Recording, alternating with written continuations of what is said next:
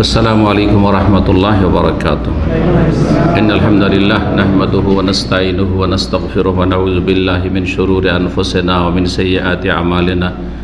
من يهده الله فلا مضل له ومن يضلل فلا هادي له. وأشهد أن لا إله إلا الله وحده لا شريك له وأشهد أن محمدا عبده ورسوله صلى الله تعالى عليه وعلى آله وصحبه وسلم تسليما كثيرا. أما بعد فإن خير الحديث كتاب الله وخير الهدي هدي محمد صلى الله عليه وسلم وشر الأمور محدثاتها وكل محدثة بدعة وكل بدعة ضلالة وكل ضلالة في النار. أعوذ بالله من الشيطان الرجيم. فصل لربك وانحر إن شانئك هو الأبتر.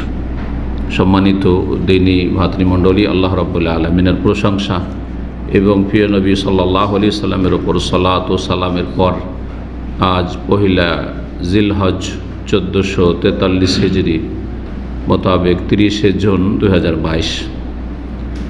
যেহেতু জিলহজ মাস শুরু হয়েছে আর জিলহজ মাসেই রয়েছে গুরুত্বপূর্ণ একটি প্রকাশ্য ইবাদত, মুসলিম উম্মার জন্য ইসলামের একটি প্রকাশ্য স্পষ্ট নিদর্শন, যা কোরআন এবং হাদিসের ভাষায় মিন শাআইরিল্লাহ, আল্লাহ রাব্বুল আলামিনের শায়ের অন্তর্ভুক্ত বা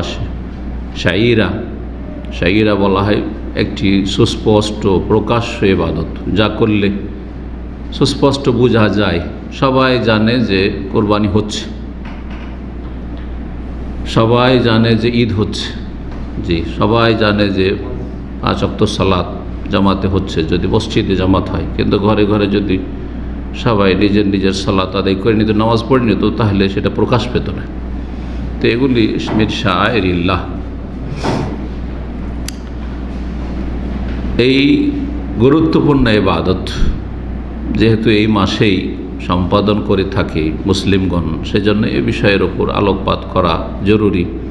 যদি আমাদের অনেক আলোচনা এই বিষয়ের ওপর বিগত বছরগুলির আছে, তো একটি অপরটির পরিপূরক, সবগুলি যে সেম একই কথাই ঘুরে ফিরে এমন কথা অবশ্যই নয়।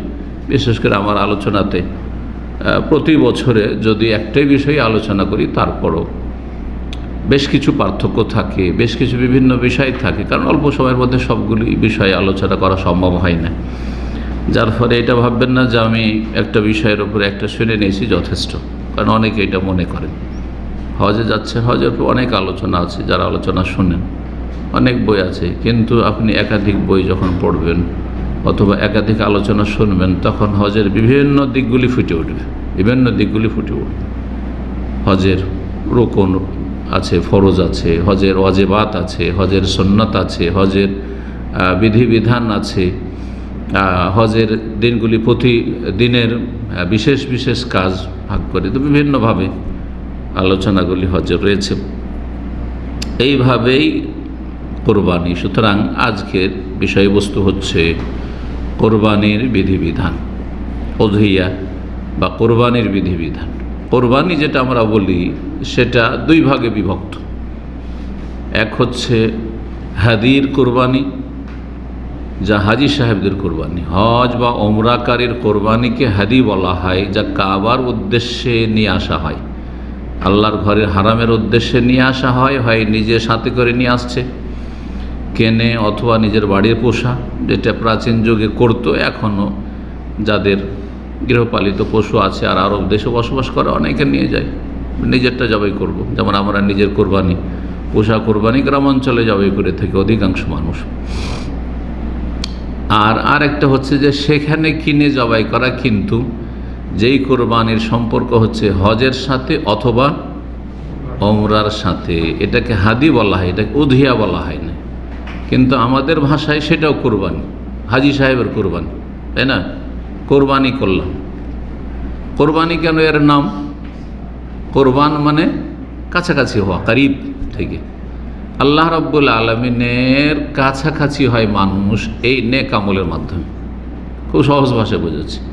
আল্লাহ রাব্বুল আলামিনের নৈকট্য অর্জন করে, আল্লাহ রাব্বুল আলামিনের সান্নিধ্য লাভ করে। সান্নিধ্য লাভ করা, নৈকট্য অর্জন করা, এটা হচ্ছে কুরবাত হাসিল করা, ওখান থেকে কুরবানির নামটি পড়েছে ভারত উপমহাদেশে, উর্দু, বাংলা, অন্য অন্য ভাষায়। আরবরাও আমাদের মতো কাছাকাছি এখন মাতৃভাষাতে কুরবান বলে থাকে, যাবাহানা কুরবান। তো যুগের আবর্তন বিবর্তনের নাম অনেক সব পরিবর্তন হয়, কিন্তু আরবি ভাষাতে কোরআন হাদিসে কোথাও কুরবান খুঁজে পাবেন না। জি, কুরবান মানে সান্নিধ্য লাভ করা। তো যে কোনো নাম দেন, উদ্দেশ্য কি সেটা দেখার বিষয়। তো এই ছিল হাদি, যার সম্পর্ক হাজি সাহেবদের হজ অথবা ওমরার সাথে। হাদি যেমন জবাই করা হয় হজে তামাত্তু আর হজে কেরানে হচ্ছে ওয়াজিব, আর হজে এফরাদে মুস্তাহাব, নফল। এইরকম ওমরা তো জবাই করা হয়। গত সপ্তাহে ওমরাতুল কাজায় সিরাতুন নবী সাল্লাল্লাহু আলাইহি ওয়াসাল্লাম আলোচনা করেছি। নবী সাল্লাল্লাহু আলাইহি ওয়াসাল্লাম ওমরাই গেলেন, ওমরাতুল কাজা। তো সে ওমরাতুল কাজায় 7ম হিজরিতে গেলেন, সেখানে কোরবানি করেছিলেন কতটি পশু?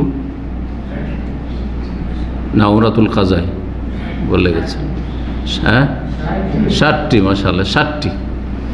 আর বিদায় হজে 100টি। অথচ ওমরায় গেছেন। আজকালকার লোকেরা কি ওমরা গিয়ে কোরবানি করে? বরং ওমরা যত সস্তাতে করা যায়। দেখে এক অফিসে 100 টাকা, তো দেখে কোথাও 80 টাকা পাই কিনা, 90 টাকা পাই কিনা, কোথাও যদি 90 হয় বলছে না অমুক যাতে 70 পাওয়া যায়। জি, তো যাই হোক, যদি ওর সাথে আল্লাহ না করে ফরজ করে দিত হজ তামাত্তু আর কেরানের মতো, তাহলে ওমরা করাও মহা মুশকিল হয়ে যেত। আল্লাহ রাব্বুল আলামিন তৌফিক দান করেন। আর একটি কোরবানি হচ্ছে উদহিয়া, ওর নাম হচ্ছে উদহিয়া। উদহিয়ার সম্পর্ক হচ্ছে সময়ের সাথে, হজের সাথে না, ওমরার সাথে না, আর স্থানের সাথে না। হাদির সম্পর্ক হচ্ছে হজ উমরার সাথে আর আল্লাহর ঘর কাবার সাথে, স্থানের সাথে, স্থান কেন্দ্রিক। এখানে দাম্মামে করলে হাদি হবে না। হাদি মানে মা ইউহুদা ইলাল হারাম, হারামের এলাকার ভিতরে হইতে হবে, হুদুদ হারামের ভিতরে হইতে হবে। আর উদহিয়ার সম্পর্ক হচ্ছে জামানার সাথে, সময়ের সাথে, স্থানের সাথে না। সারা পৃথিবীর যে কোনো জায়গায় উদহিয়া কোরবানি হচ্ছে আর হতে থাকবে। 10 জিলহজ থেকে শুরু করে 11, 12, 13 পর্যন্ত। এটি হচ্ছে সঠিক মত, 4 দিন। আর আরেকটি মত হচ্ছে 3 দিন, মানে 12 তারিখ পর্যন্ত, কিন্তু সেই মতটি দুর্বল। বরং 4 দিন হচ্ছে কোরবানির দিন, এটা মনে রাখতে হবে। এই মশলাটি সামনে আসতো, এখনই কথা প্রসঙ্গে বলে ফেললাম। কি বলছিলাম তাহলে? কোরবানি কত রকমের? 2 রকমের। তো আমরা যে কোরবানি আলোচনা করবো সেটা হচ্ছে উদহিয়ার কোরবানি, মানে নিজের বাড়ির কোরবানি, যার সম্পর্ক জিলহজ মাসের 10, 11, 12, 13 সাথে। এই মর্মে কোরআনে কারিমে বেশ কিছু আয়াত রয়েছে। তার মধ্যে সূরা কাউসার, ছোট্ট সূরা, তার একটি আয়াত, ফাসাল্লি লিরাব্বিকা ওয়ানহার, তোমার রবের উদ্দেশ্যে সালাত আদায় করো, আর ওয়ানহার, আর জবাই করো। আর আল্লাহর সন্তুষ্টির জন্য জবাই করে। এমনি জবাই হচ্ছে ইবাদত, বিসমিল্লাহ আল্লাহু আকবার, যে কোনো পশু জবাই করছে সেটাও নেকির কাজ, যে আল্লাহর নাম নিয়ে জবাই করছেন। কারণ কাফের মুশরিক আল্লাহ ছাড়া ওনার দেবদেবীর নাম নিয়ে, কেউ পীরের নাম নিয়ে জবাই করছে, আর আপনি একজন মুসলিম সেজন্য আল্লাহর নাম নিয়ে জবাই করছেন, আল্লাহর সন্তুষ্টির জন্য জবাই করছেন। আর যেটি নেকির সওয়াবের ইবাদতের জবাই, সেটি হচ্ছে হাদি অথবা উদহিয়া, কোরবানির জবাই। তো ফাসাল্লি লিরাব্বিকা, তোমার রবের উদ্দেশ্যে সালাত আদায় করো, মানে ঈদের সালাত আদায় করো। ওয়ানহার, আর জবাই করো, কোরবানি জবাই করো। ঈদের সালাত আদায় করে কোরবানি জবাই করো। আগে ঈদের সালাত, তারপরে কোরবানি। কেউ যদি ঈদের আগে জবাই করে তো তার কোরবানি হবে না। এই আয়াতের তাফসীর এটাই করা হয়েছে। এটা হচ্ছে একটি তাফসীর। আর একটি তাফসীর হচ্ছে যে সালাত, যে কোনো সালাত আল্লাহর জন্য পড়ো, আল্লাহ ছাড়া অন্যকে সেজদা করিও না। সালাত আদায় করবে, ফরজ নফল যাই হোক না কেন, আল্লাহর জন্য। আর জবাই করবে লিরাব্বিকা, এখানে উজ্জ্ব আছে, ফাসাল্লি লিরাব্বিকা ওয়ানহার লিরাব্বিকা, রবের জন্যই সালাত নামাজ, আর রবের জন্য হচ্ছে জবাই। সুতরাং বিসমিল্লাহ আল্লাহু আকবার, আল্লাহর নামে জবাই করবে, গায়রুল্লাহর নামে নয়। এবং আল্লাহর সন্তুষ্টির জন্য জবাই করবে, আল্লাহর নাম ছাড়া অন্য নামে বা অন্যের সন্তুষ্টি বিধানে জবাই করবে না, বা অন্যের জন্য কোনো পশুকে ছেড়ে দেবে না। যেমন অনেক পশুকে, যারা পীর পূজারী, মাজার পূজারী, তার বিসমিল্লাহ আল্লাহু আকবার বলেই জবাই করে, কিন্তু বলছে এইটা হ্যাঁ অমুক বাবার নামে ছাড়া আছে। যেমন হিন্দুরা অমুক দেবদেবীর নামে ছাড়া আছে, হ্যাঁ, তাদের মা কালীর নামে জবাই মানে ছাড়া আছে, উৎসর্গ ষাঁড় ছাড়া থাকে না হিন্দুদের, ষাঁড় ছাড়া থাকে। ঠিক তেমনি মুসলিমদের যারা মাজার পূজারী মুশরিক, তারা গরু, ষাঁড় বা খাসি ছেড়ে রাখে যে এটা অমুক বাবার নামে ছাড়া আছে, এটা খাজা বাবার নামে ছাড়া আছে। এইরকম পশুর গোস্ত খাওয়া হারাম, জি। আর যদি আল্লাহ ছাড়ানোর জন্য জবাই করা হয় তো হারাম, আল্লাহর নামেই জবাই করতে হবে। সূরা হজ যে এই কোরবানির কথা রয়েছে বেশ কয়েকটি আয়াতে, আয়াত নম্বর 28, আয়াত নম্বর 34, আয়াত নম্বর 36, এই আয়াতগুলিতে কোরবানির কথা রয়েছে, যেই কোরবানিতে হাদি উজহিয়া সবই শামিল। আল্লাহ বলছেন ফাকুলু মিনহা, কোরবানির গোস্ত থেকে খাও। তো নিজে খাওয়া ভালো, নিজে খাওয়া ভালো, এমন জবাই করেন যাতে করে আপনি খেতে পারেন। দূরে জবাই করলেন তার চেয়ে উত্তম যে আপনি কাছে হাতের নাগালে আপনার সামনে জবাই হবে, যাতে কিছু অংশ খেতে পারেন।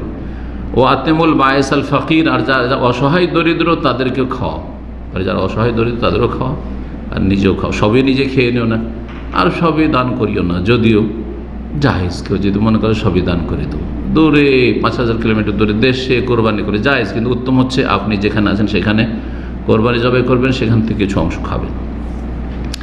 আল্লাহ রাব্বুল আলামিন বলছেন ওয়ালিকুল্লি উম্মাতিন জাআলনা মানসাকান, প্রতিটি জাতি যুগে যুগে যারা এসেছে, উম্মত এসেছে, তাদেরকে আমি কোরবানির বিধান দিয়েছি। তো কোরবানির বিধান খুব প্রাচীন বিধান।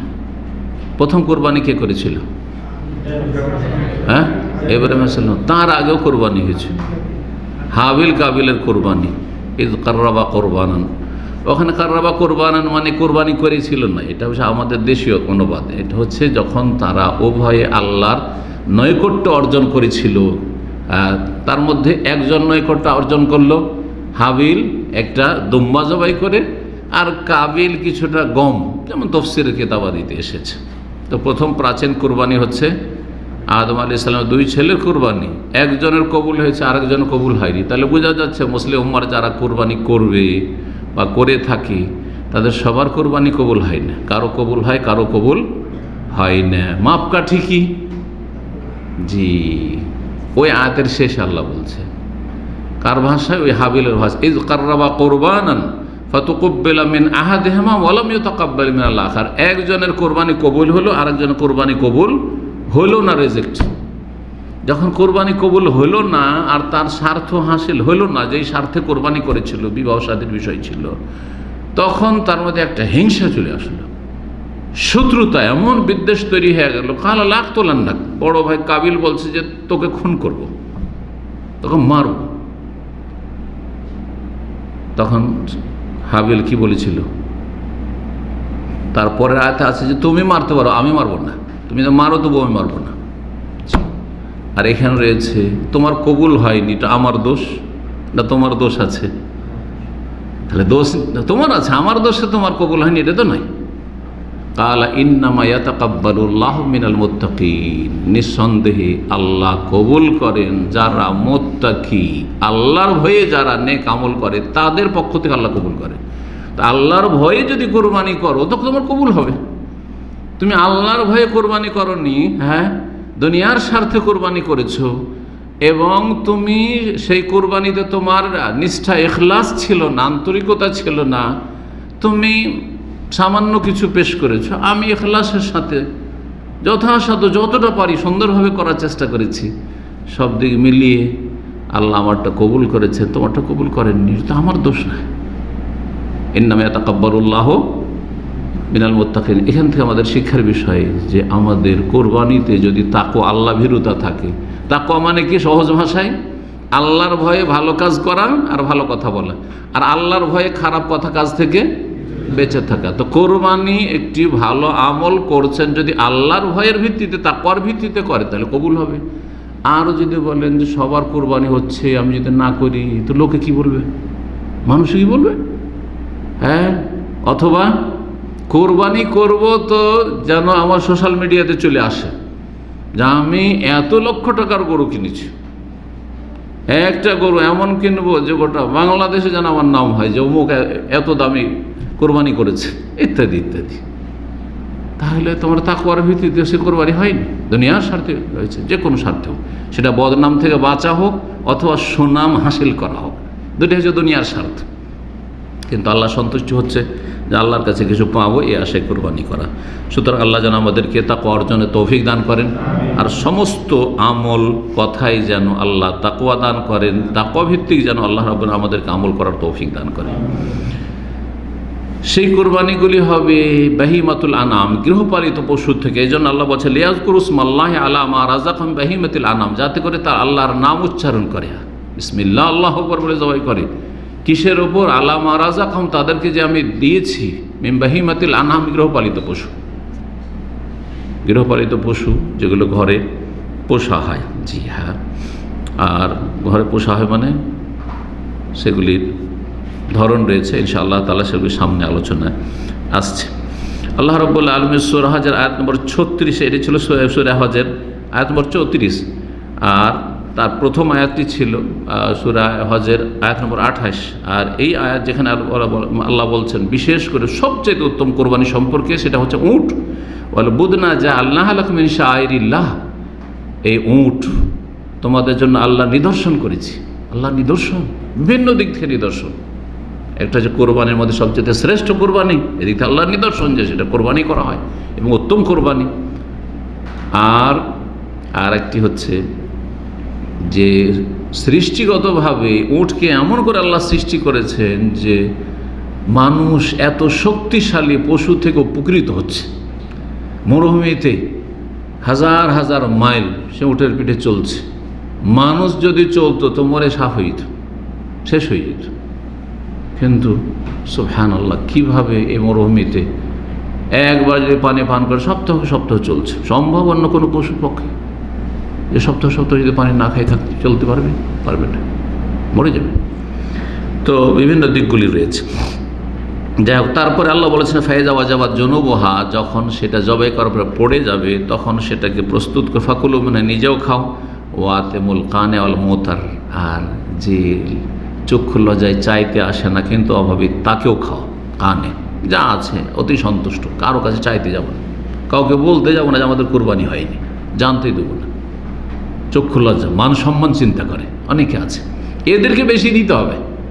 আমাদের সমাজের লোকেরা ভুল কাজ করে, তারা করে কি, ওই ভিক্ষুকগুলোকে দেয়, ভিক্ষুকগুলো, আর যারা চাইতে আসবে না ও খোঁজই নেয় না। অথচ গ্রামবাসীর, আপনার দায়িত্ব হচ্ছে আপনার গ্রামবাসীর খোঁজ নেবেন, কার কোরবানি হয়েছে কার হয়নি। জি, কানে যারা লজ্জায়, চক্ষু লজ্জায় চাই না তাদেরকে খাওয়াল মোতার, আর যারা মানুষের পিছনে পিছনে ঘুরে বেড়ায় যে আমাদের কোরবানি হয়নি ভাই, একটু দিয়েন, একটু খেয়াল রাখেন, তাদেরকেও দাও, ভিক্ষুকদেরকেও দাও। কোরবানির বিধান কি? কোরবানি সুন্নাত না ওয়াজিব?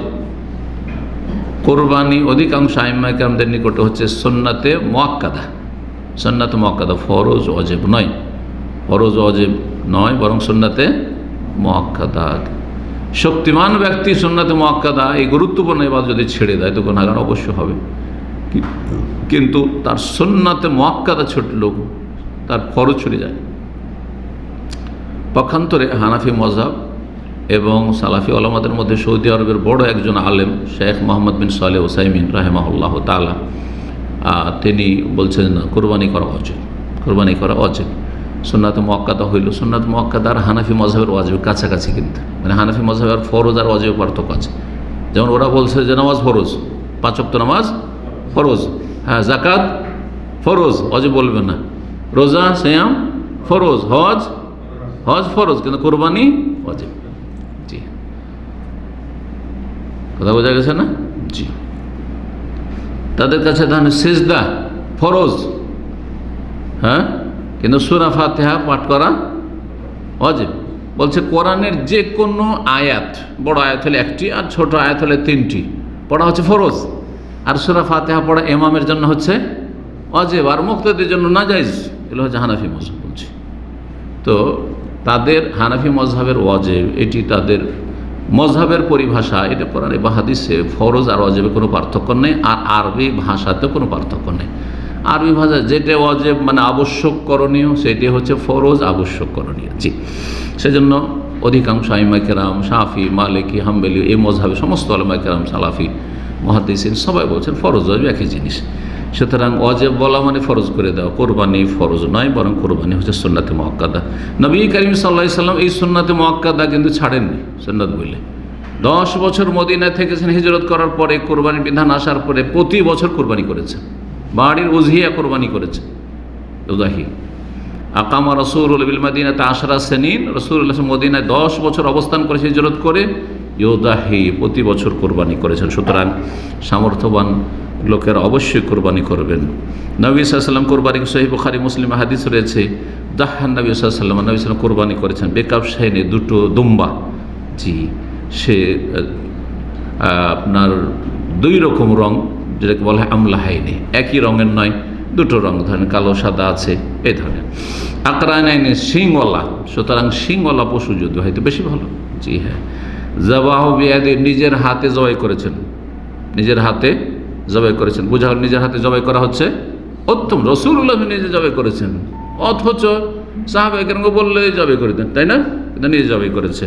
ওয়াসাম্মা, বিসমিল্লাহ বলেছেন, ওয়াকাব্বার, আল্লাহু আকবার বলেছেন, তারপর বিসমিল্লাহি আল্লাহু আকবার, ওয়াদা রিজলাহু আলা সিফাহিমা, জবাই করার সময় যাতে করে লাফ না দেয় সেজন্য গলার ওপর পা রেখে এক সাইডে পা রেখে জবাই করেছেন। এই সুন্নতে মুআক্কাদা বা কোরবানির বিধান চলে আসছে ইব্রাহিম আলাইহিস সালাম থেকে। ইব্রাহিম আলাইহিস সালামের দিনের অনেক বিধান শরীয়তে রাখা হয়েছে। সোনালু ফিতরা যতগুলো রয়েছে সবগুলি ইব্রাহিম আলাইহিস সালামের সুন্নত, খাতনা করাই হোক, হ্যাঁ, আর অন্যান্য যেসব সুন্নতগুলি রয়েছে। এইরকমই হজের যেসব বিধিবিধান রয়েছে, সাফা মারওয়ার সাই রয়েছে, সব ইব্রাহিম আলাইহিস সালামের সাথে সম্পর্কিত এসব ইতিহাস। তো তার মধ্যে কোরবানিও, হ্যাঁ, কোরবানি আল্লাহ রাব্বুল আলামিন হুকুম করলেন ছেলেকে কোরবানি করার, আর ছেলেকে আল্লাহ মুক্ত করলেন একটি দুম্বা আল্লাহ রাব্বুল আলামিন পাঠিয়ে দিয়ে সে দুম্বা জবাই হলো। ও তারাকানা আলী ফিল আকসুরে সাফাত রয়েছে। আর তারপর এই বিধানকে আগামী যে প্রজন্ম আসতে থাকে কিয়ামত পর্যন্ত, আগামী উম্মত, শেষ উম্মত, তাদের মাঝে এই বিধানকে আমি রেখে দিয়েছি। কোরবানির ক্ষেত্রে আরেকটি মাসলা জেনে নাও ভালো, অনেকে জিজ্ঞাসা করেন, তার উত্তরটা হয়ে যাবে। সেটা হচ্ছে কোরবানির জন্য ধার কর্জা করা যাবে? ধরেন কোরবানির সময় কাছে চলে এসছে, আর বেতন এখন পাচ্ছেন না, পাবেন 1 মাস পরে, কোরবানি 10 দিন পরে বেতন পাবেন, তো এখন কি ধার কর্জা করে কোরবানি করতে পারবেন? এই মাসলা সম্পর্কে শাইখুল ওসাইম রহমতুল্লাহ আলাইহি জিজ্ঞাসা করেন, হাল ইয়াক্তারিদুল ফাকির লিউদাহি, অভাবী মানুষ কি ধার কর্জা করে কোরবানি করতে পারবে? উত্তর দিচ্ছেন, ইনকান আল্লাহু ওয়াফান, যদি তার কাছে সেই ঋণ পরিশোধের ব্যবস্থা থাকে, নিশ্চিত যে আমি ঋণ পরিশোধের বিকল্প ব্যবস্থা অলরেডি রেখেছি। সেটা হতে পারে দেশে টাকা নেই, এখান থেকে টাকা পাঠাতে পারছেন না, কিন্তু আপনার এখানে টাকা আছে, দেশে ধার করছেন, তো আপনার বিকল্প ব্যবস্থা আছে কি না ধার কর্জা পরিশোধ করার? এই টাকা গেলেই যেভাবে পরে পাঠিয়ে দেবো, এখন পাঠাতে পারছি না হয়তো, অথবা কোনো জায়গায় হ্যাঁ সেটা লাগানো আছে, আমি এটা বিক্রি করে আমি, হ্যাঁ, বাড়িতে ধান আছে, গম আছে, কৃষকদের টাকা নেই, কোরবানি ধার করে নিলাম, কিন্তু যদি এটা পরিশোধ করতে হয় তাহলে আমার গম বিক্রি করে, আমি পাট বিক্রি করে, এসব বিক্রি করে আমি দিতে পারবো, তাহলে অসুবিধা নেই। এইরকমই যে কোনোভাবে ওখানে বিকল্প যদি ব্যবস্থা থাকে, তাহলে তারপরে বেতন ধরেন কাজ করা হয়ে গেছে, বেতনটা পাইনি, বেতন নিশ্চিত পেয়ে যাবে, এমন নয় যে বেতন পাবে কোনো ঠিক নেই। যেমন আজকাল সাপ্লাই অনেক জালেমরা আছে, আমি সাপ্লাই যারা এই সাপ্লাইয়ের কাজকর্ম করে তাদের অধিকাংশকে আমি ঘৃণা করি, কারণ অধিকাংশ জালেম। সবাইকে এর মধ্যে সবাই নয় ঢালাও হবে, কিন্তু অধিকাংশই আমাদের কাছে এই রিপোর্ট আসতে থাকে তাদের জুলম অত্যাচারে। এরা কাজ করায় 6 মাস, বছর, 2 বছর, অনেকের বেতন দেয় না জালেমগুলো। আল্লাহ এদের বরবাদ করুক।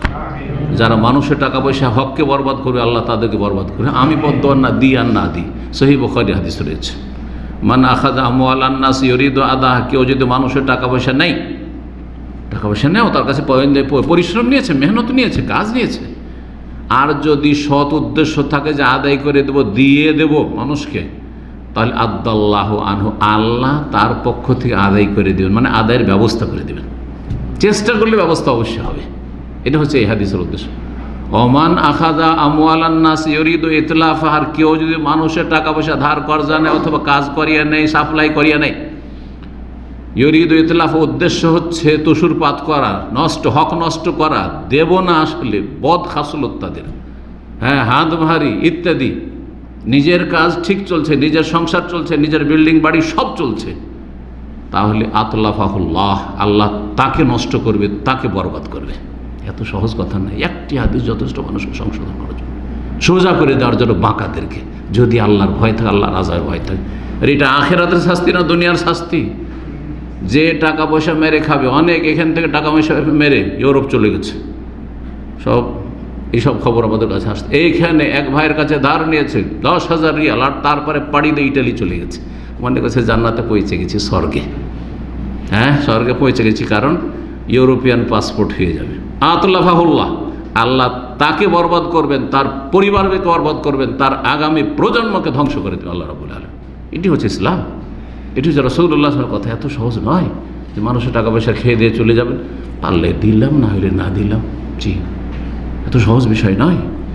আল্লাহ হেফাজত করেন। তো বলছিলাম, যদি কারো কাছে ব্যবস্থা থাকে, বিকল্প কি করার, ঋণ পরিশোধ করা, তাহলে ধার নিয়ে কোরবানি করতে পারবে। এরকম ধার নিয়ে হজ করতে পারবে। 10-15 হাজার রিয়াল এখন নিয়ে নিল, ভাই এখন এখানে টাকা নেই আর আমি দেশ থেকে নিয়ে আসতে পারছি না, তেমন টাকাটা ধার দেন, আমি বাংলাদেশে দিয়ে দেবো। আর সৎ নিয়ত আছে, অসুবিধা নেই, ধার কর্জা করে কি করতে পারবে, হজও করতে পারবে, কোরবানি করতে পারবে। কিন্তু যদি বিকল্প ব্যবস্থা না থাকে, বিকল্প ব্যবস্থা নেই, আমি ধার নিয়ে নিলেন, জায়েজ নয় যে আপনি হজ করবেন ধার নিয়ে, অথচ বিকল্প ব্যবস্থা নেই, কোথা থেকে আমি পেমেন্ট করবো পরে দেখা যাবে, এটা চলবে না। আল্লাহ বুঝার তৌফিক দান করেন।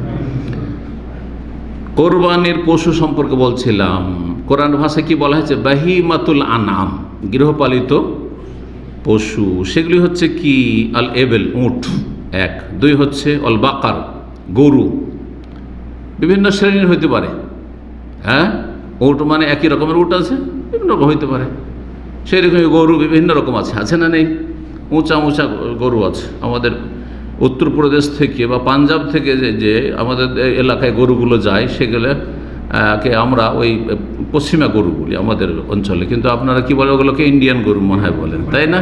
অনেক উঁচা উঁচা গরু, অনেক উঁচা উঁচা গরু, তো আমার চাইতে উঁচা হবে গরুগুলো। আবার কিছু গরু আছে যেগুলোকে আমাদের আঞ্চলিক ভাষা বলে বরিন্দ্রা গরু বলে, মানে বরিন্দ্র এলাকার ছোট ছোট বেটে বেটে গরু। আবার অস্ট্রেলিয়ান আছে, জি হ্যাঁ, বিভিন্ন ক্যাটাগরি, যে কোনো হোক না কেন, গরুর মধ্যে পড়লে হলো। আর তৃতীয় হচ্ছে দুম্বা দুম্বি বা ভেড়া ভেড়ি, মেষ। আর চতুর্থ হচ্ছে বকরা বকরি, খাসি বকরি, বকরাও হইতে পারে, বকরিও হইতে পারে, জি, শুধু নর হতে হবে এমন কথা নয়। তাহলে কয় রকম হইল? এই 4 রকম, জি হ্যাঁ। মাসলা একটা থেকে যাচ্ছে, এখন মহিষকে কি এগুলোর মধ্যে ফেলা যাবে কিনা? মহিষ তো গৃহপালিত পশু, বা হিমাতুল আনাম, মানুষ পোষে বাড়িতে, পোষ মানে, আর তারপরে তার গোস্তও খাওয়া হয়, এমনি সময় গোস্ত খাচ্ছেন গরুর মতো করে। বিশেষ করে ভারতে অনেকগুলি প্রদেশ আছে যেখানে গোহত্যা নিষিদ্ধ, গোহত্যা নিষিদ্ধ, সেখানে অধিকাংশ মানুষেরা কি খায়, মহিষের গোস্ত খায়, মহিষের গোস্ত খায়। আমি আমার জীবনে মনে পড়ে না যে পশ্চিমবঙ্গে থাকতে আমি কোনো দিন মহিষের গোস্ত খেয়েছি। আমার প্রায় 21 বছর কেটে গেছে, 22 বছর যে পশ্চিমবঙ্গ থেকে বের হয়নি কোথাও, পশ্চিমবঙ্গ, বিহার এগুলোর মধ্যে। তো কোনো দিন গরু ছাড়া মহিষের গোস্ত খাওয়া মনে পড়ে না। কিন্তু যখন বেনারস জামিয়া সালাফিয়াতে উত্তরপ্রদেশে পড়তে আসলাম, তো সেখানে তো গরু হত্যা নিষেধ, আর খাসির গোস্তের তো অনেক দাম। আর মাদ্রাসার ছাত্রদেরকে, জামিয়া সাহেব ছাত্রদেরকে কী করে খাসির গোস্ত খাওয়াবে? সম্ভব নয়। বছরে একদিনে কখনো এটা ধুমধাম দাওয়াত করে বিরিয়ানি খাওয়াইত। যে মাদ্রাসার জেনারেল সেক্রেটারি ছিলেন রাহিমাহুল্লাহ তাআলা, তার পক্ষ থেকে একটা করে বছরে দাওয়াত খেয়েছি, আর বাকি সম্ভব না। তাহলে কি খাওয়াইতে? হ্যাঁ, এই প্রথম মহিষের গোস্তের অভিজ্ঞতা হলো মহিষের গোস্ত, মহিষের কিমা। তো হয়তো কি একবার হয়তো ওই মাদ্রাসার ছাত্রদের খাবার বলে দিই কথা প্রসঙ্গে, খাবারের ক্যাটাগরি অনেক ভালো ছিল, অন্য অন্য মাদ্রাসার তুলনায় যেগুলোতে বোর্ডিং আছে অনেক ভালো ছিল। সেই ভালোটা কেমন হইতো, দুপুরে যদি ডাল হয় তো তার সাথে একটু আলু, ঝোল আলু, তাহলে দুপুরে যদি ওইটা হয়ে গেল, তাহলে রাত্রে হয়তো ডাল আর তার সাথে 2 পিস গোস্ত। কিসের গোস্ত? মহিষের গোস্ত। তারপরের দিন ওই গোস্তের জায়গাতে আর দুপুরে আলু হইতো না, দুপুরে তখন হয়ে গেল ডাল আর একটু কিমা। উত্তরপ্রদেশের লোকেরা বা অন্য স্টেটে যারা উর্দু ভাষী তারা কিমা খুব বেশি খায়, বাঙালির চাইতে কিমা বেশি খায়। এই কিমাটা আমরা বেশি খেতাম না, ওই কিমা খাওয়ার অভিজ্ঞতা ওইখানে। কিমা বুঝলেন তো? হ্যাঁ, খান না আপনারা? খুব কম তো, কিন্তু এরা খায়, খুব বেশি খায়। ও প্রায় দিনে ওদের কিমা হইতে থাকে, গোস্তকে কিমা বানাবে। তো কিমা, একটু কিমা ও ডাল হয়ে গেল দুপুর। তাহলে সন্ধ্যাবেলা কি হবে? রাত্রে ওই ভাতের সাথে ডাল আর একটু আলু। সুবহানাল্লাহ, 2 বছর এভাবে পড়েছে। 2 বছরের এই কি বলে মহিষের গোস্ত খাওয়ার অভিজ্ঞতা আর কিমা খাওয়ার অভিজ্ঞতা আছে। তো এখন গোস্ত খাচ্ছে মহিষের, কোরবানি দেওয়া যাবে কিনা? একদল বলছেন না, কোরবানি চলবে না, এটা একটা ফতোয়া আছে। কিন্তু যে ফতোয়াটিকে আমাদের ওস্তাদেরা বড় বড় আলেমরা দিয়েছেন, এবং সেই ফতোয়া আমি বলে থাকি মানুষকে, যে প্রয়োজন বোধে মহিষের কোরবানি করা জায়েজ, মহিষের কোরবানি জায়েজ। আল্লামা শেখ মুহাদ্দিস ওবায়দুল্লাহ মুবারকপুরি রাহিমাহুল্লাহ তাআলা, আমার ওস্তাদের ওস্তাদ, দেখা হয়েছে তার সাথে, এবং শেখুল হাদিস মিশকাতের আরবিতে ভাষ্য লিখেছেন রাহিমাহুল্লাহ তাআলা। তিনি একটা লম্বা ফতোয়া লিখেছেন। আহলে হাদিসদের ভারত উপমহাদেশ বড় একজন আলেম, বরং তার যুগে সবচেয়ে বড় আলেম তিনি। জি, ইন্তেকাল করেছে আজকে 33 বছর আগে প্রায়। তো তিনি বলেছেন যে জামুস, মহিষ হচ্ছে নাও মিনাল বাকার, এক ধরনের গরু জাত। সুতরাং যেমন গরু আর কথা প্রমাণিত, ঠিক তেমনি মহিষের কোরবানি জায়েজ। জি, তবে সতর্কতামূলক কেউ যদি বেঁচে থাকে, যে আমি গরু পাচ্ছি তাহলে কেন মহিষ করতে যাব, উট পাচ্ছি তাহলে কেন মহিষ করতে যাব, তো এটা অবশ্যই ভালো। এখন একটি বিষয় আলোচনা, সেটা হচ্ছে কুরবানির জন্য কিছু শর্ত আছে কিনা। জি, 4টি শর্ত আছে যেটা জরুরি। 4টি শর্ত আছে কুরবানির পশুর ক্ষেত্রে, যে পশুটার কোয়ালিটি কেমন হইতে হবে। রাসূলুল্লাহ সাল্লাল্লাহু আলাইহি ওয়াসাল্লামের হাদিস রয়েছে, মুসনাদ আহমদে রয়েছে, আবু দাউদ, নাসাই, তিরমিজি, ইবনে মাজাহ, 4টি কিতাবে রয়েছে, আরও বেশ কিছু হাদিসের কিতাবে রয়েছে। রাসূলুল্লাহ বলছেন আরবাতুল্লাহ তুজজি ফিল আদাহি, 4 ধরনের পশু আছে কোরবানি করলে যথেষ্ট হবে না, কোরবানি করলে যথেষ্ট মানে কোরবানি হবে না। এক, আল আওরা আল বাইয়িনু আওয়ারুহা, এমন অন্ধ পশু যে স্পষ্ট অন্ধ, বুঝতে পারছেন যে দেখতে পায় না, পশুটাতে দেখে না, কিন্তু যদি বুঝতে না পারেন হালকা হালকা দেখে, আছে না নেই? মানুষের মধ্যে যেমন এরকম আছে যে কেউ পুরো অন্ধ, কিছুই দেখে না, আবার কিছু আছে যে 70%, 80% দেখে না, কিন্তু 20% দেখে, রাস্তাঘাট বুঝতে পারে, দেখতে পায়। তাহলে তো অনেক সময় বুঝতে পারছেন না, বকরি, ছাগল অথবা যে কোরবানির পশু চলাফেরা করছে, বুঝতে পারছেন না যে অন্ধ, তাহলে জায়েজ। কিন্তু ধরেন একটা চোখ একবারে বসে আছে, নেই, অথবা বুঝতে পেরেছেন যে দেখে না কিছু, তো তাহলে জায়েজ নয়। অল মারিদাতু আল বাইয়িনু মারাদুহা, আর দ্বিতীয় শর্ত হচ্ছে যে এত বেশি অসুস্থ না হয় যে তার অসুস্থতা, রুগ্নতা স্পষ্ট, এমন রোগী পশু, জি, স্পষ্ট রোগী, সামান্য যে কিছু রোগ থাকে, হ্যাঁ, পাতলা পায়খানা করেছে, গরুতে চলবে না?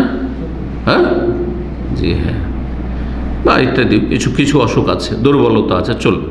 ওয়াল আরাজা আল বাইয়িনু দালউহা, আর যদি এমন খোঁড়া হয়, ল্যাংড়া হয় যে স্পষ্ট ল্যাংড়া মানে খুবই খড়িয়ে চলছে, খুবই বেশি খোঁড়া, তাহলে একটু যদি হয়, কিছু পশু থাকে, মানুষ যেমন দীর্ঘক্ষণ বসে থাকলে কি হয়, পায়ে পা ঝিঝি ধরে যায়, হ্যাঁ, অবশ হয়ে যায়, খানিকটা চলতে গিয়ে নিজেও খোঁড়াইতে হয় একটু, তারপর ঠিক হয়ে গেল, তাই না?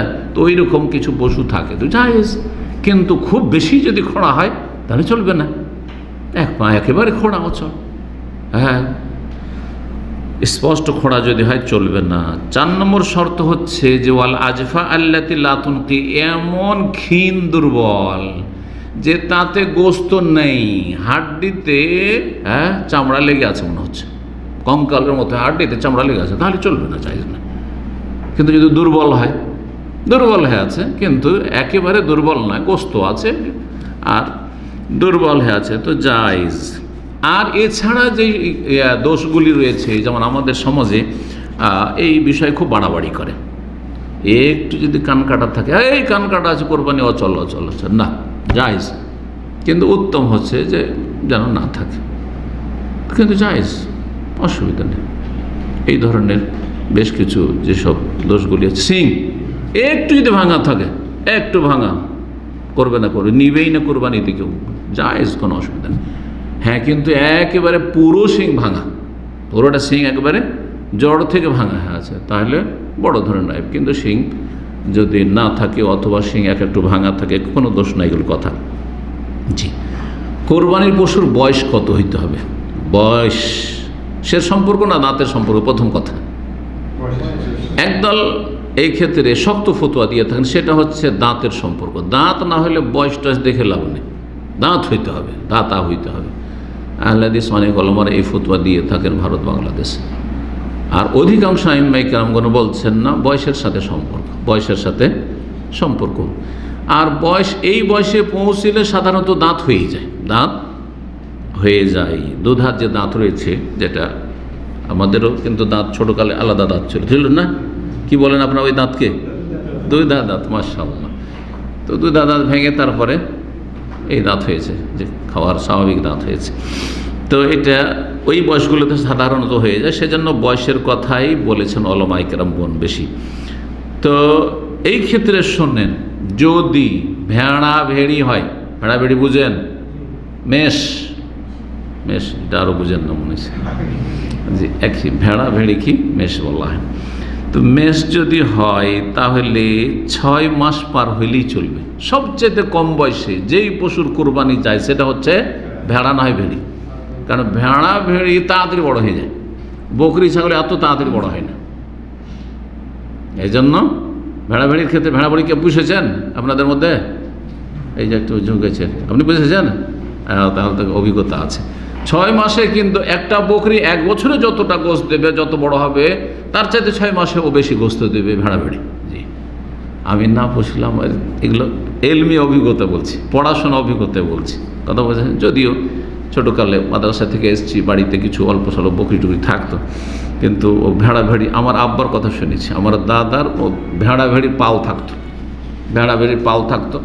আর আমার আব্বা এইসব গল্প শোনাইতেন তখন প্রাইমারি স্কুলে, সেই যুগে প্রাইমারি স্কুল ক্লাস 4 পাস করলে অনেক পড়া, তো পড়তে পরীক্ষার দিনও আমার দাদা চাপ দিতেন, কারণ আগের লোকেরা কিন্তু ওই কৃষি কাজটা 1 নম্বরে, পড়াশোনা ওইটা 2-3 নম্বর, না হয় 10 নম্বরে। দাদা বোঝা গেছে। এখন রিক্সা চালকও ছেলে মেয়েকে ডাক্তার বানাবে, করছে না? ডোম মেথরও স্বপ্ন যে ছেলে মেয়েকে কী করবো, ডাক্তার ইঞ্জিনিয়ার বানাবো, না হয় আমেরিকা কানাডা পাঠাবো, ঠিক? তো সুবহানাল্লাহ। তো আমার আব্বা বলতেন যে পরীক্ষার দিনও আমার আব্বার চাপ, যে আগে সকালে বকরি চড়িয়ায় তারপর পরীক্ষায় যায়। বলে আলহামদুলিল্লাহ, আপনারা আমাদেরকে আব্বা শোনাইতেন, এই জন্য যাতে আলহামদুলিল্লাহ বলি, কারণ আমার জীবনে সংসারের কাজ বলেন, ওই যে পড়তে ছেড়ে দিয়েছে, আল্লাহর রাস্তায় ছেড়ে দিয়েছে, পড়া ছাড়া আমাকে বাড়িতে গেলেও কোনো কাজ বলতেন না।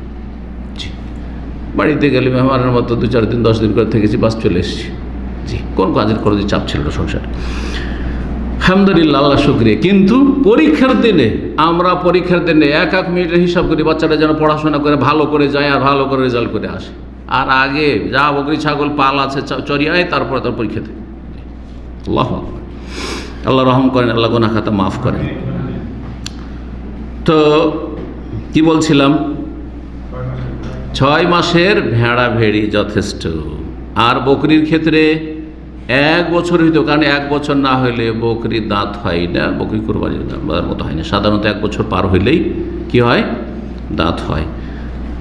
আর গরুর ক্ষেত্রে 2 বছর হইতো, কারণ 2 বছর হইলেই তখন দাঁত হয় বা দাঁত পড়ে, দুধে দাঁত পড়ে।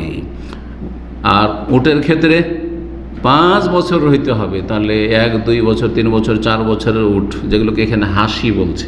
হাসি, আমার দেশে যেগুলোকে আমরা বাছুর বলি, বাছুর বলেন না বাছি বলেন, অনেক এলাকায় যে এরা হাসি বলে, আমি এটাকে চিন্তা করে দেখেছি, এরা বলে হাসি, হ্যাঁ, বাছুর কি বলে উটকে।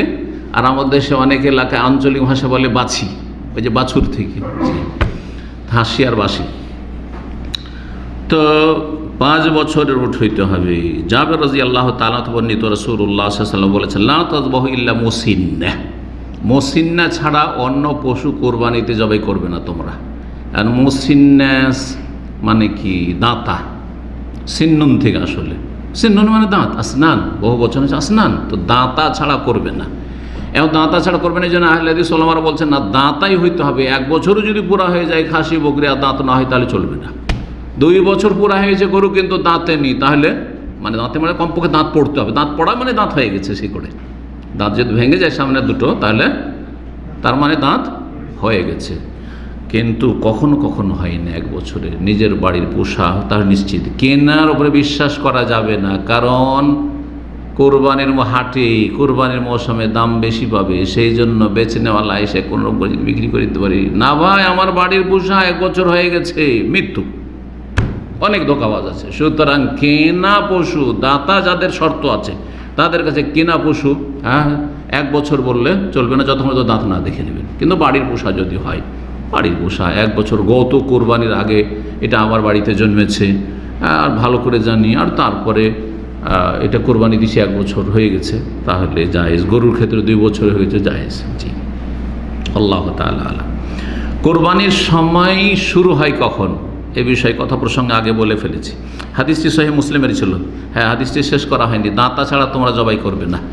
আর অধিকাংশ ওলামারা দাঁতা কেন বলছেন না? বলছেন মুসিন্না দাঁত সাধারণত 1 বছরে ছাগলের হয়ে যায়, 2 বছরে গরুর হয়ে যায়, 5 বছরে ওটের হয়ে যায়, সেই জন্য আমরা বয়সটাকেই ধরেছি।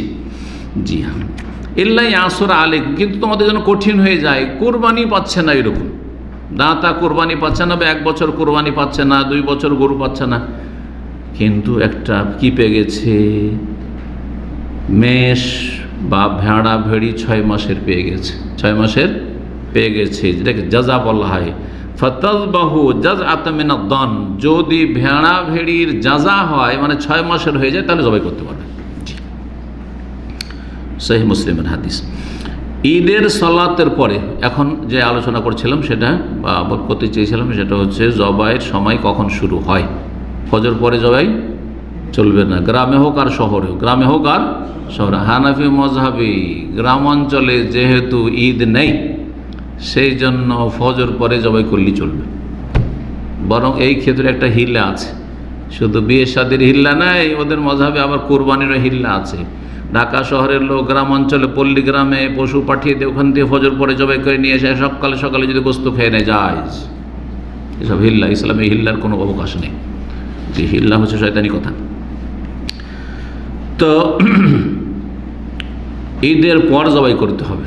ঈদ যখন হয়ে গেছে আপনার এলাকায় তখন জবাই করবেন।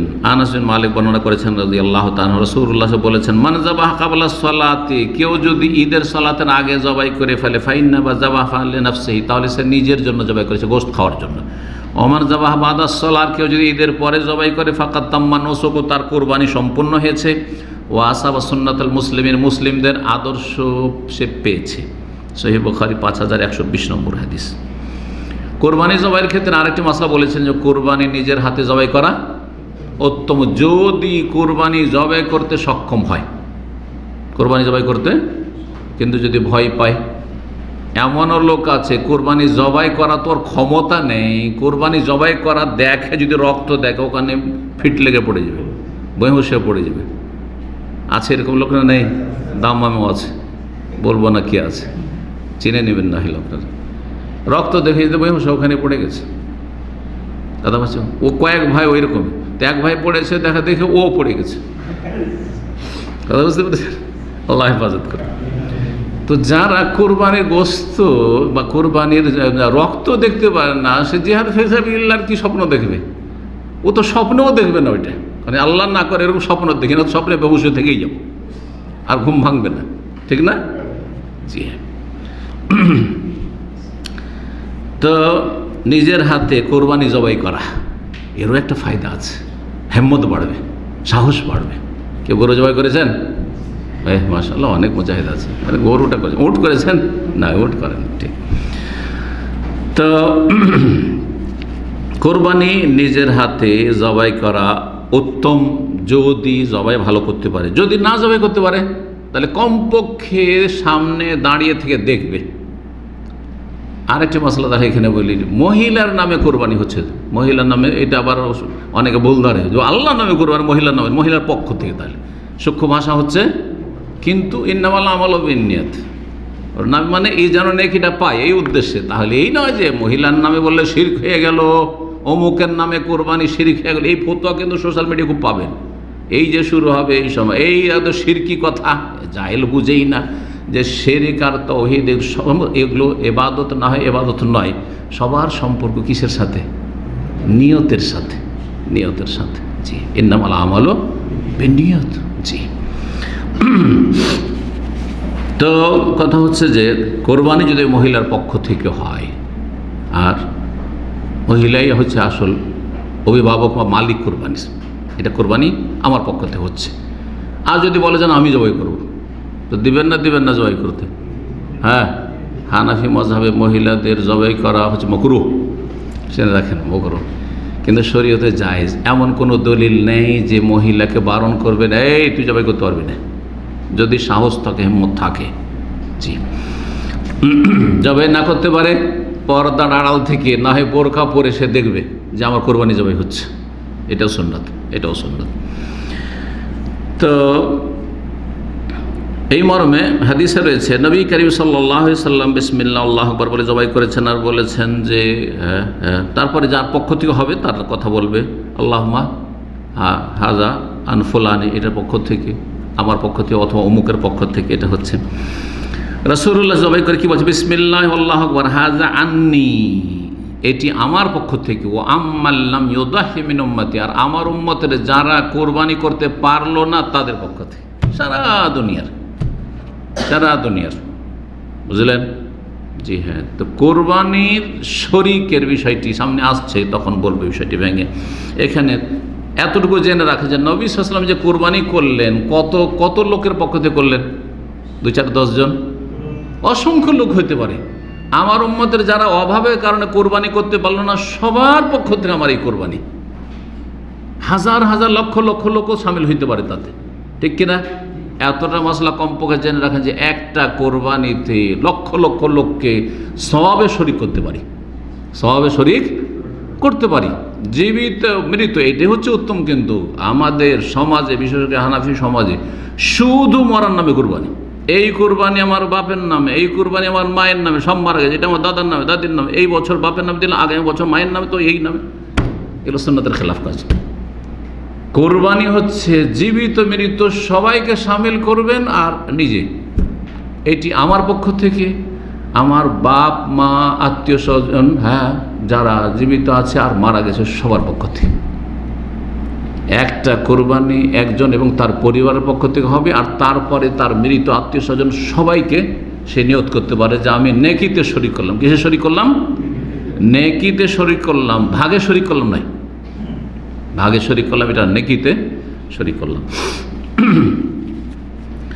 তো সময় শেষ হয়ে গেছে প্রায়, তো আমি তাড়াতাড়ি তাহলে শেষ করি। নবী সাল্লাল্লাহু আলাইহি ওয়াসাল্লাম এইভাবে করেছেন। আবু দাউদ, তিরমিজির হাদিস আল্লামা আলবানী সহিহ বলেছেন। কুরবানির গোশত বিতরণ, কুরবানির গোশত বিতরণ কিভাবে করবেন? যা আয়াত থেকে জানতে পেরেছেন, নিজে খাবেন আর অন্যদেরকে খাওয়াবেন। অন্যদের যাদের খাওয়াবেন তারা দুই ভাগে বিভক্ত।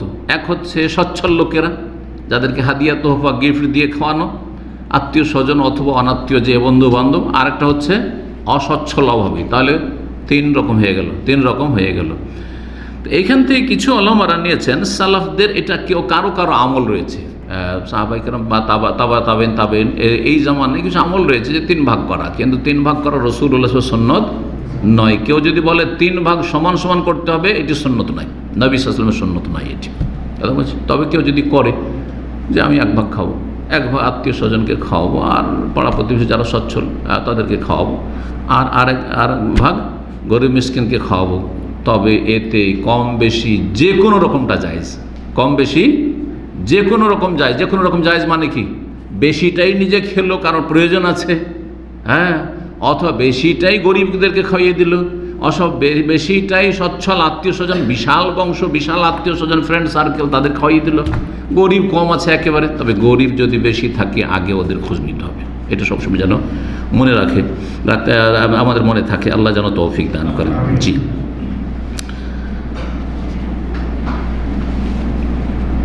এখন কোরবানির ভাগার বিষয়টি, আর এটা দিয়ে শেষ করি। প্রায় 10টির মতো আমাদের পয়েন্ট হয়ে গেছে। কোরবানির ভাগ, কোরবানিতে ভাগ জায়েজ আছে কি না? ভাগ জায়েজ আছে কি না? জায়েজ। কোরবানির ভাগটা 2 ভাগে বিভক্ত, এই কথাটি বলবো, যেটা এর আগে কোনদিন আলোচনা করিনি। জি, কোরবানির ভাগটা হচ্ছে 2 রকম। একটা হচ্ছে মালিকানার ভাগ, আর একটা হচ্ছে সওয়াব নেকির ভাগ। মালিকানার ভাগ হচ্ছে একটা গরুতে 7 জন, 7 জনের বেশি নয়। এখন 7 জন এবং তাদের পরিবার, এটা একটি মত। আর একটা দল বলছেন না না না, ভাগ হলে তখন আর একজন আর তার পরিবার হবে না। কিন্তু শাইখ ইবনে বাজ রাহিমাহুল্লাহ বলছেন যে একটা ভাগ সমান একটা ছাগল বা ভেড়া ভেড়ি। আর একটা ছাগল সম্পর্কে স্পষ্ট হাদিস রয়েছে যে একটি ছাগল নবী সাল্লাল্লাহু আলাইহি জামানায় সাহাবায়ে কেরামের আমলে একজন এবং তার পরিবারের পক্ষ থেকে কি হইতো? যথেষ্ট হইতো।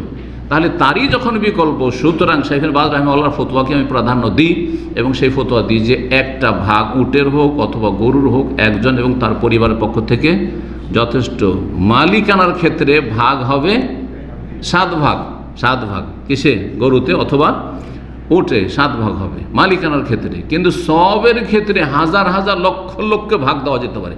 অর্থাৎ একটা হচ্ছে নেকিতে ভাগ দেওয়া, আর একটা হচ্ছে মালিকানায় ভাগ দেওয়া। মালিকানা হিসাবে মাত্র 7 জন ভাগ নিতে পারবেন, তার বেশি হইতে পারে। 7 জন যখন জায়েজ, কমটা জায়েজ কি না? কম জায়েজ। কিন্তু একদল চরমপন্থী আবার আমাদের সমাজে আছে, সেই আকীদার নাম দিয়ে প্রত্যেক ক্ষেত্রে বলছে একবার স্পষ্ট দলিল দিতে হবে। তো ওরা তো এই কথা যদি বলে তো ওরা এক পাও চলতে পারবে না। মেলা ক্ষেত্রে, অনেক ক্ষেত্রে স্পষ্ট দলিল না, কিন্তু অস্পষ্ট দলিল আছে। হ্যাঁ, এই জন্য দলিলকে কয়েক ভাগে ফোকাহারা ভাগ করেছেন যারা উসুলে ফিকহের আলোচনা করে। উসুলে ফিকহের জ্ঞানটা আমাদের সমাজে কম এক শ্রেণী আলেমদের, যার ফলে জাহিরিদের মতো ফতোয়া। 7 ভাগ প্রমাণ আছে, কিন্তু 6 ভাগ কোথায়, 5 ভাগ কোথায়, 3 ভাগ কোথায়, সুতরাং জায়েজ না। জাহিরি একবারে না। যখন বেশি ভাগ করা জায়েজ, তো কম করা আরও বেশি ভালো করে জায়েজ, কারণ তো বেশি দিল। আর জি হ্যাঁ, জোড় হোক অথবা বেশি হোক। একটা গরু নিলেন আর মাত্র 3 জন হইলো, আর পাচ্ছেন না, তো বলছে এই বছর কুরবানি হইল না। এই জাহিরিদের ফতোয়াতে এটাই করতে হবে না, এবছর কুরবানি হলো না, কারণ 7 জন জুড়েতে পারলাম না। এইরকম ইসলামের বিধান থাকে, জাহিলদের কথা এটা। জি, আল্লাহ বোঝার তৌফিক দান করেন। তো এই কথাটি মনে রাখবেন যে নেকিতে ভাগ দেওয়ার ক্ষেত্রে একটা কোরবানি করলেন আপনি, আল্লাহ আমার পরিবারের পক্ষ থেকে, আর আমার আত্মীয় স্বজন যারা মারা গেছে, আমার বাপ দাদা নানা নানি, সবাইকে তুমি নেকি দিও। নেকিতে হাজার হাজার লোক সামিল করেন। হ্যাঁ, কিন্তু পরিবারের ক্ষেত্রে আপনারা 5টা ভাই আছেন, বলে যে এই একটা কোরবানি আমার 5টা ভাইয়ের পক্ষ থেকে। না না না, মালিকানার ক্ষেত্রে একজন এবং তার পরিপক্ষ থেকে। হ্যাঁ, ভাইরা যদি নাবালক থাকার আপনার অধীন না থাকে সেটা আলাদা কথা, কিন্তু ভাইরা যখন ভিন্ন ভিন্ন হয়ে গেছে অন্য সংসারে, তখন 5টা পরিবার তারা, সুতরাং তাদের পক্ষ থেকে সে কোরবানি হবে না।